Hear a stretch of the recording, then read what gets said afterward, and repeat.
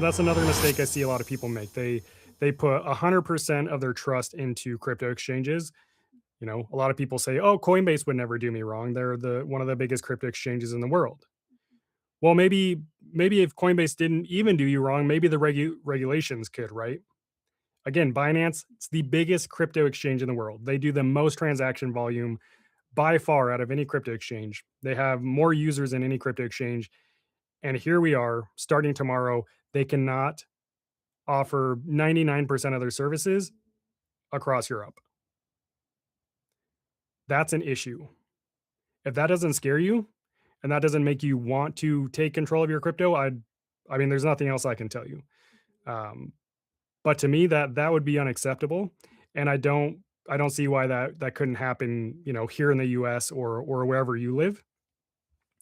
Um, but the thing is with crypto exchanges, they're trying to make it easier for people to enter crypto, of course, but the result of that is we're turning crypto into a centralized kind of place, whereas crypto is supposed to be decentralized. You're supposed to be your own bank. Only you are supposed to be in control of your crypto. You decide what happens with your money. But the majority of people enter crypto through crypto exchanges and they end up staying on exchanges, not knowing that they're giving up the whole foundation of why crypto was created, which is to be your own bank and to not need a middleman just to transact and to send money and spend money. So by keeping your crypto on an exchange, you are giving up all of that, and that's before this regulation even took place. That has always been true. Um, and if you go to like Kraken's website, which is another popular crypto exchange, it literally says on their website, Kraken is not a savings institution, and crypto exchanges are not even crypto wallets. In other words, crypto exchanges are not actually meant to hold crypto. They're meant to be an on ramp or a place for people to, initially enter into crypto, as well as an off ramp or a way to exit crypto, right? If you want to sell your crypto and get back into the fiat world. That's what crypto exchanges are meant to be for. They were never meant to be a place to hold crypto. The only reason crypto exchanges want you to hold crypto on their exchange is so that they can make money. That's part of their business model, which again, I get it, it's a business. But Coinbase, for example, they offer incentives like rewards and yield and different staking things, and a lot of exchanges offer this too. But Coinbase specifically, they have this offer where if you hold USDC on their exchange, which is a popular stablecoin, they offer like a 3.5% APY.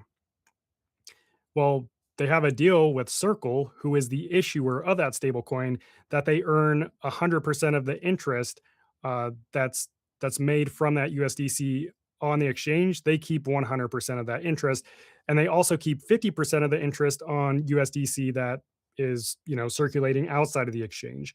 So just from users holding their crypto, their USDC on Coinbase, they're making billions of dollars every single year, and you get a 3.5% APY, which maybe that's good for you, maybe it's not good, but a lot of people don't understand what they are giving up just to get that, which is complete control and ownership of their cryptocurrency. Um, and I expect to see a lot more growing pains as crypto space continues to mature. A lot of us want to see regulation. We want to see the charts go up. We want our bags to pump. Just know that doesn't come without growing pains. And I think Mika is a perfect example of that. And if what I'm doing and what I've been doing is I have removed all my crypto off the exchanges. I did this about 4 years ago. I used to hold crypto on Coinbase and a couple other exchanges until I had a bad experience on one and realized, oh, okay, if I keep my crypto on the exchange, I don't actually control it. Basically, what ended up happening is my I bought some ETH. Um, I bought a couple $1,000s worth of ETH, and they froze my funds for it was like a little over 30 days. Then that was literally my money. Like I got my paycheck, I put it in an ETH because I was going to do something, and then I couldn't access it for 30 days. That was the moment where I was like, okay, I'm never going to keep my crypto on an exchange again. And that kind of stuff continues to happen until this day. But I'm saying with these regulations, now more than ever, it is more important to get your crypto off of the exchanges. And I'm not saying a lot of people, you know, take this out of context of what I'm actually saying. I'm not saying to stop using crypto exchanges. It's possible, but it's pretty difficult to do in today's world. If you're in the crypto space, you kind of have to use crypto exchanges to some point. My point is to limit your exposure to crypto exchanges by not keeping your crypto on the exchange. So the way that I do it, if I'm buying crypto, I buy it on an exchange, and as soon as it's available to send, I send it all to my cold wallet, and that's where it stays until I decide to do something else with it.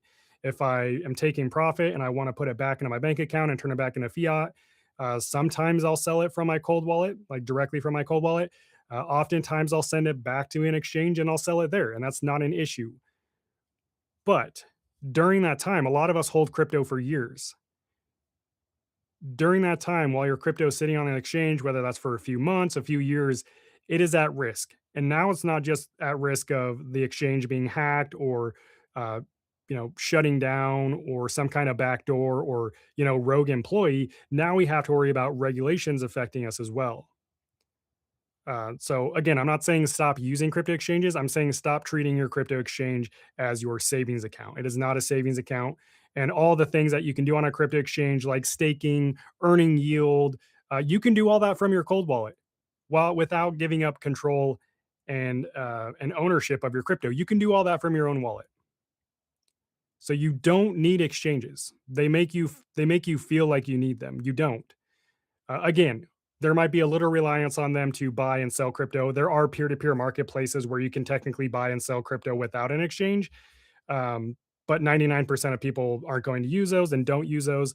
So the way that I do it is kind of, there's a sweet spot for everyone, but the way that I do it, use a crypto exchange to buy and sell, maybe trade if you're trading, uh, but don't hold your crypto on the exchange, because if you hold your crypto on the exchange, it's not your crypto.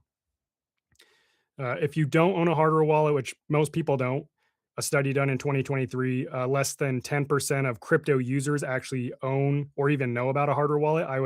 I would guess that number is even lower now, um, just from what I've been seeing, because a lot of people are still landing on the channel and asking about self custody, and they're like, "Oh, is Coinbase a cold wallet?" I'm like, "No, Coinbase isn't a wallet at all." Coinbase has their own wallet, and Coinbase uses hardware wallets to, as part of their security protocol, to secure their funds and customer funds. But no, Coinbase and any other crypto exchange or crypto app is not a cold wallet. It's not a hardware wallet. Um, so now more than ever, self custody is important, and that's why I'm. As many of you who watch this channel know, I am all in on self custody. I might be a little more extreme or strict than some people. I know there's still some people who hold their crypto on exchanges. Maybe it's like a small percentage or whatever. Do whatever you want.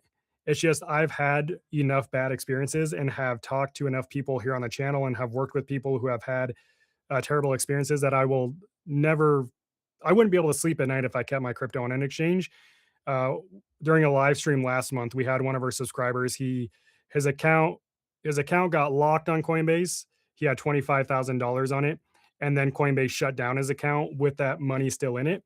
Now, sure, there's probably a way to get that back, but at the point when he left that comment, he was basically out $25,000, even though he was using a reputable, trusted crypto exchange, right?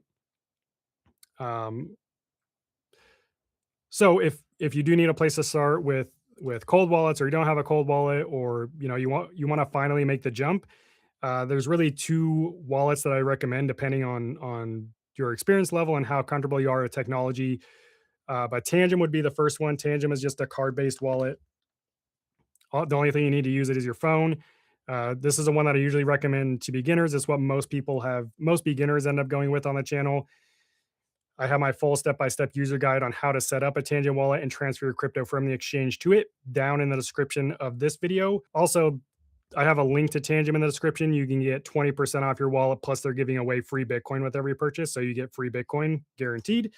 That deal is still going on. Also, Ledger wallets, which is Ledger's the first wallet I started with back in 2020. This exact one I'm holding was my first hardware wallet ever, the Ledger Nano X. Not their best one anymore, but it is still an option. But these are the 2 wallets that I continue to use even today. I've been using Tangent for 3 years, Ledger for 6 years.